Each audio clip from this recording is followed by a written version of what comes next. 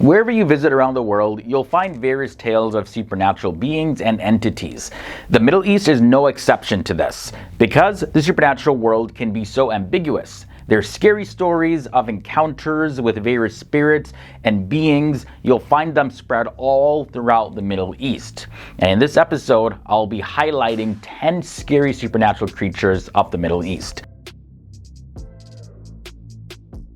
Hey guys, welcome back to FTD Facts. My name is Leroy Kenton, and for some of these creatures, they go by different names based on the different parts of the world, so you might know them based on different names.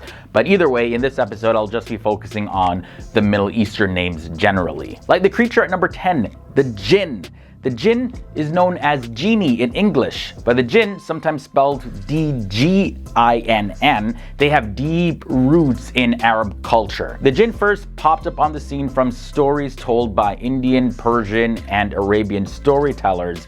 They gained a whole lot of attention and fame internationally when they appeared throughout the tales that Sherazade told in the 1001 Nights. It is said that Jinn are created from fire and they can take on any form that they choose, whether it's animals or humans. They can also be any size that they feel, and most jinns by nature, they're very hostile, although you'll find some that can be very, very friendly. Moving on to number 9, we have the Qareen. The Qareen is a personal companion jinn that exists opposite of you in the invisible jinn world. The word in Arabic literally means constant companion, so literally they're stuck with you.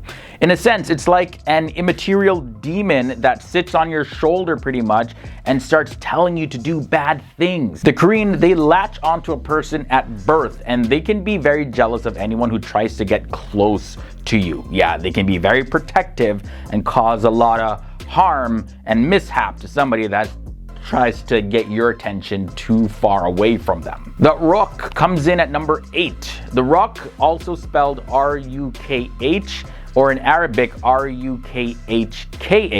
This is a gigantic legendary bird that is said to carry off elephant and other large beasts for food. This creature was mentioned in one of Sinbad's stories in the 1001 Nights, and usually it's described as whitish in color. Its wingspan is said to be 48 feet in length, and its feathers are as big as palm leaves. The Rukh was so big that its eggs were said to be over 150 feet in circumference, and according to Arabic tradition, the creature would only land on the mountain Kaf in the center of the world. Next up, let's look at Al-Anka. This creature has nothing to do with demons though, but it's also a supernatural creature.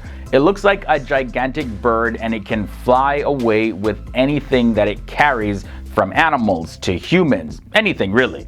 And the name in Arabic means the one with the long neck. This creature was mentioned in the ancient Arab legends and books such as Marvels of Things Created and Miraculous Aspects of Things Existing. So yeah, another legendary bird that made it to this list. Moving on to number 6, we have Falak. Now this is a creature that is said to inhabit the underworld, and it's actually going to come out when the world ends.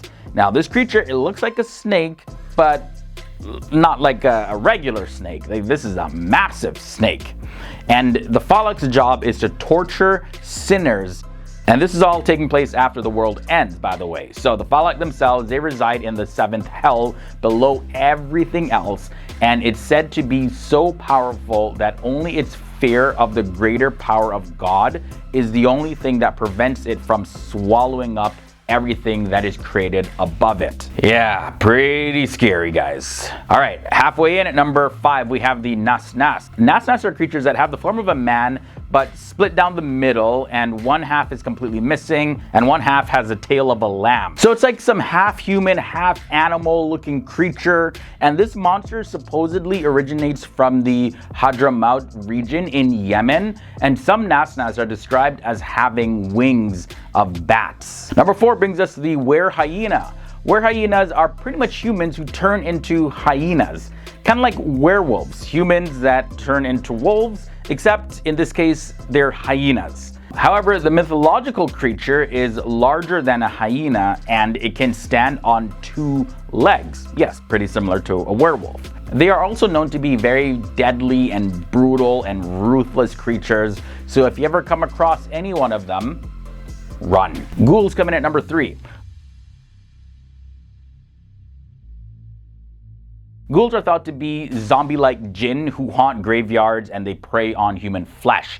They are completely demonic and they're incapable of doing anything good. They're often portrayed as nocturnal creatures who just come out at night. And ghouls are capable of changing form, but you could always spot one if you look for one particular sign, and that's that they have hooves like donkeys and they actually aren't able to change that. Well, so they say anyways. Ghouls, they roam the desert and they often disguise themselves as very attractive women, and this is to distract travelers so that they can come closer, and once they do, they eat them. Number 2 brings us to the Ifrit.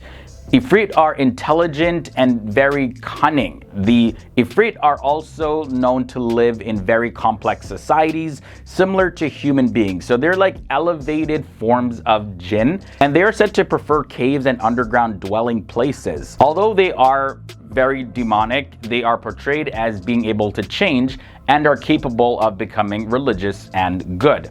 They emerge as smoke from the ground and form into large winged demons, and they're said to be able to bleed fire. And the scary supernatural creature of the Middle East, coming at number 1, is the Bahamut.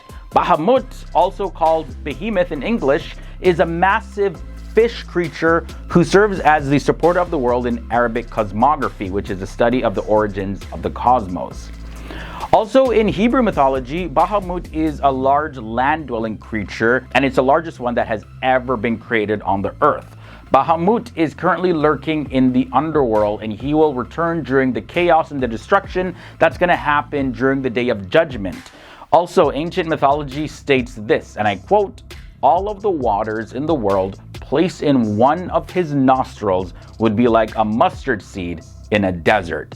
Yeah, that just gives you an idea of the massive size of Bahamut. Alright guys, so that brings us to the end of this episode. This is a look at 10 scary supernatural creatures of the Middle East. Really hope you guys enjoyed this one. Leave a like if you did, as well as I want to hear your thoughts and comments down below. Were any creatures in your mind that you want to see on this video? Maybe I missed them. Sound off down below. And don't forget to tune in every single day here on FTD Facts, because we like to share facts and information about the various different countries, cultures, religions, and people of our world. So if any of those topics interest you, join the FTD Facts family, and I'll catch you guys in the next episode.